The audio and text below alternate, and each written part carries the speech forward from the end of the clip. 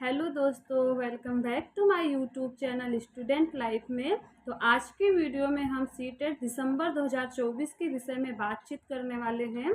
और मैं आपको इस वीडियो में ये भी बताऊंगी कि मैंने कैसे तैयारी किया था, वो भी बिना किसी कोचिंग को ज्वाइन किए हुए, और सिर्फ सेल्फ स्टडी से मैंने अपना सीटेट को फर्स्ट बार में ही कैसे क्वालिफाई कर लिया था, वो भी अच्छे अंकों के साथ। तो आप अगर चैनल पे नए हैं तो चैनल को सब्सक्राइब करिएगा और वीडियो को स्किप बिल्कुल भी मत करिएगा। आपको पूरा वीडियो अच्छे से ध्यानपूर्वक देखना है, और अगर आप देखेंगे तो आप भी अच्छे से अपना सीटेट क्वालिफाई कर पाएंगे। तो चलिए हम वीडियो की शुरुआत करते हैं। तो सबसे पहले मैं आपको बताऊंगी कि मैंने जब सीटेट क्वालिफाई किया था उस टाइम पे मेरा सिर्फ डीएलएड 1 साल कंप्लीट हुआ था। मेरा थर्ड सेमेस्टर का मतलब चल रहा था उस टाइम पे, और तभी मैंने सीटेट का एग्ज़ाम दिया था और उसी में मैं पास हो गई थी। तो मैंने क्या कुछ किया था, तो सबसे पहले मैंने क्या किया था कि जो मेरा बाल विकास था, वो तो आप अगर डीएलएड सेमेस्टर में पढ़ते हैं तो काफ़ी अच्छे से आपका तैयार होता है। तो उसमें मेरे अच्छे से तैयार थे, और जो कुछ बचे थे वो मैंने यूट्यूब पे सर्च कर करके टॉपिक वाइज, जैसे कि आपको पता होगा कि जो सीटेट होता है उसमें जीन पियाजे हो गए, वाइगोत्स्की, कोहलबर्ग, ये सब क्या है कि इनसे एक एक प्रश्न आना बिल्कुल तय है। और उसमें 15 नंबर का पेडागोजी होता है, 15 नंबर का ये सबसे इसमें जो मूल्यांकन हो गए और सिद्धांत वगैरह जो भी चीज़ें हैं, तो ये सारी चीज़ें इसमें बनती हैं। तो वो मैं टॉपिक वाइज जो है पढ़ के अपना नोट्स अच्छे से तैयार कर ली थी, और उसी से मैंने बार बार रिवीजन किया। क्योंकि पढ़ने से ज़्यादा इम्पोर्टेंट है कि आप कितनी बार उसको रिवीजन करते हैं। तो आप भी वैसे ही करिए। आप सबसे पहले, अगर आपके पास नहीं है कि सब चीज़ों का नोट्स आपके पास नहीं है, तो आप सबसे पहले क्या करिए कि आप जो आपका सीटेट का सिलेबस है, आप उस सिलेबस को सबसे पहले निकालिए। निकालने के बाद आप उसको अच्छे से लिख लीजिए अपने किसी नोट में। लिखने के बाद आप दीवार पे जहाँ पढ़ने बैठते हैं वहाँ सामने आप उसको लगा दीजिए। इससे क्या होगा कि इससे आपको एक ये भी सुविधा होगा कि जब आप पढ़ेंगे तो उसमें जो भी टॉपिक रहेगा उसको आप टिक करते हुए वो टॉपिक को डेली डेली आप सर्च करके नोट्स कंप्लीट कर लीजिए। और उससे आपका जो एक प्रेशर रहेगा वो भी कम होगा कि मैंने ये टॉपिक क्लियर कर लिया है, अब ये टॉपिक बचा है।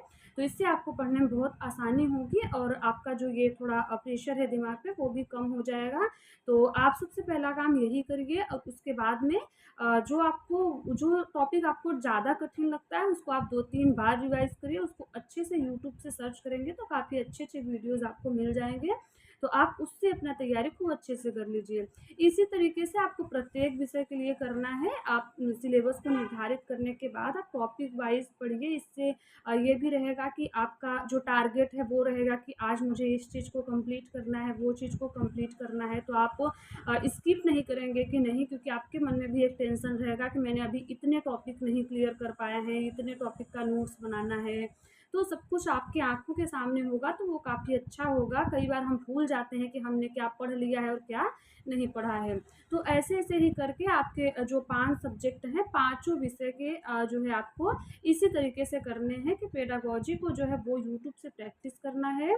और जो सवाल आपको ज़्यादा कठिन लगता है उसको आप नोट करते जाइए, नोट्स बनाइए। तो इससे क्या होगा कि एग्ज़ाम टाइम में आपके पास आपके खुद के हाथ का लिखा हुआ एक नोट्स भी कंप्लीट हो जाएगा, जो कि आपको रिवीजन करने में बहुत ही सहायक होगा। तो इससे आपका बहुत ही अच्छे से तैयारी हो जाएगी। और जो अगर ऑप्शनल में आपका संस्कृत है या फिर अंग्रेजी है, तो उसका जो पैराग्राफ से आपको फ्री के नंबर मिलते हैं 15 नंबर, तो आप उसके लिए डेली 1 से 2 पैराग्राफ का प्रैक्टिस जरूर करिए। इससे आपकी स्पीड जो है वो बढ़ेगी, और आपकी जो पढ़ने की शैली है वो भी तेज होगी। और इसके साथ ही साथ आपको चीज़ें समझ में आएगी कि पैराग्राफ को हमें कैसे हल करना होता है, हम कैसे चीज़ों को कम समय में अधिक चीज़ें कर पाएँ। तो आपका पैराग्राफ वहाँ से तैयार हो जाएगा। और बाकी तो पेडागोजी यही है, 15-15 नंबर का वो तैयार हो जाएगा। मैथ जो है तो उसमें आपको पेडागोजी के लिए थोड़े से क्लास करने होते हैं, तो आप उस क्लास को टॉपिक वाइज करिए। टॉपिक वाइज ही करेंगे तभी अच्छा होगा। आप टॉपिक वाइज नोट्स बनाइए, उसको ज़रूर रिवीजन करिए। बाकी का जो आपका 2-4 घंटे का समय है तो आप उसको प्रैक्टिस करिए। मतलब आप बहुत बार प्रैक्टिस करिए, इतनी बार आप करिए कि चीज़ें आपके दिमाग में एकदम छप जानी चाहिए। और ऐसा अगर आप करेंगे तो बहुत अच्छा तैयार कर लेंगे अपनी चीज़ों को।